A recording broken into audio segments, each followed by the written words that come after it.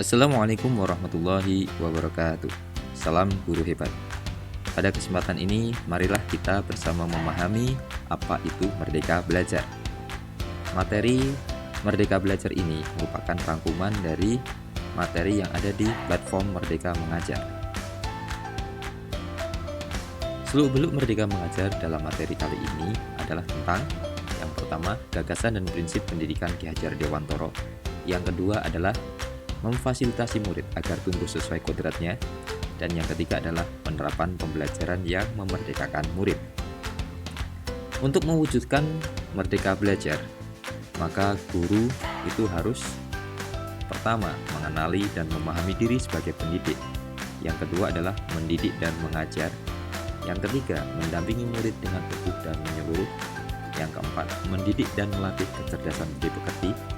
Dan yang kelima adalah menumbuhkan budi pekerti. Mari kita pahami tugas kita sebagai pendidik untuk mengenali dan memahami diri sebagai pendidik. Sejenak, marilah kita merefleksikan diri. Apa alasan utama kita menjadi seorang pendidik? Apakah hanya sebagai tuntutan pekerjaan saja? Apakah ada panggilan jiwa kita sebagai seorang pendidik? Sebagai seorang pendidik, kita tentunya harus belajar dan adaptif dengan perkembangan zaman. Karena mendidik harus sesuai dengan zaman. Kita harus bisa mengenali karakter dan kebutuhan murid. Mendidik sama artinya adalah menyiapkan budaya masa depan dan mengantarkan murid meraih cita-citanya. Dan sejenak, marilah kita mengingat guru kita yang pernah mengajar dan mendidik kita dulu, yang cara mengajarnya bisa kita teladani dan bisa menjadi inspirasi di masa sekarang. Selanjutnya, seorang guru itu harus bisa mendidik dan mengajar. Mengajar adalah bagian dari mendidik. Mendidik itu tidak hanya memberikan pengetahuan, tetapi juga keterampilan berpikir dan mengembangkan kecerdasan batin. Mendidik bisa diartikan sebagai proses menuntun kodrat peserta didik untuk mencapai keselamatan dan kebahagiaan. Mendidik bisa dilakukan dengan sistem AMO, yang merupakan salah satu pemikiran dari Ki Hajar Dewantoro.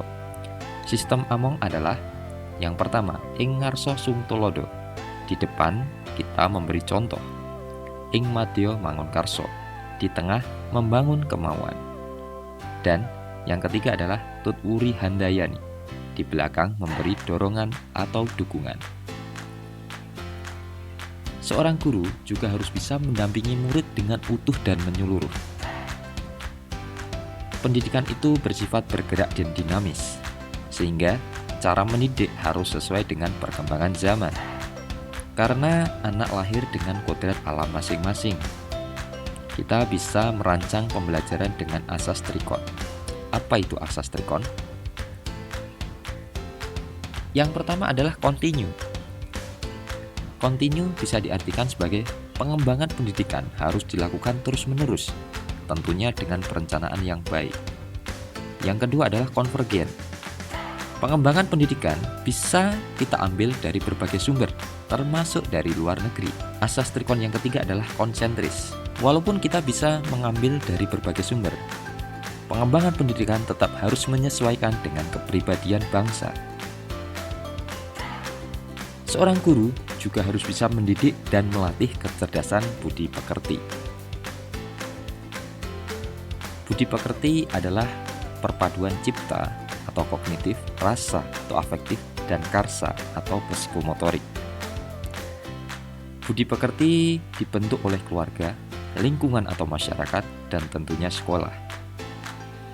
Ada sebuah teori yang mesti kita pahami, yaitu teori konvergensi, yang menyatakan bahwa kodrat anak itu seperti kertas yang dipenuhi coretan atau tulisan yang masih samar.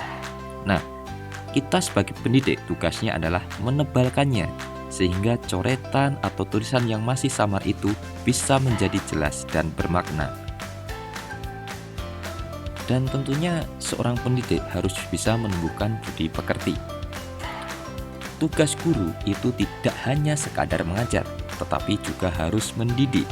Tidak hanya memberi bekal pengetahuan saja, tapi juga budi pekerti. Seorang guru juga harus memahami bahwa sudut pandang atau perspektif guru tidaklah selalu sama dengan murid. Kita harus paham bahwa fungsi pendidikan adalah mengantarkan murid agar siap hidup mengisi zamannya.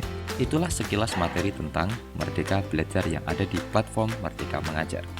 Terima kasih dan semoga bermanfaat.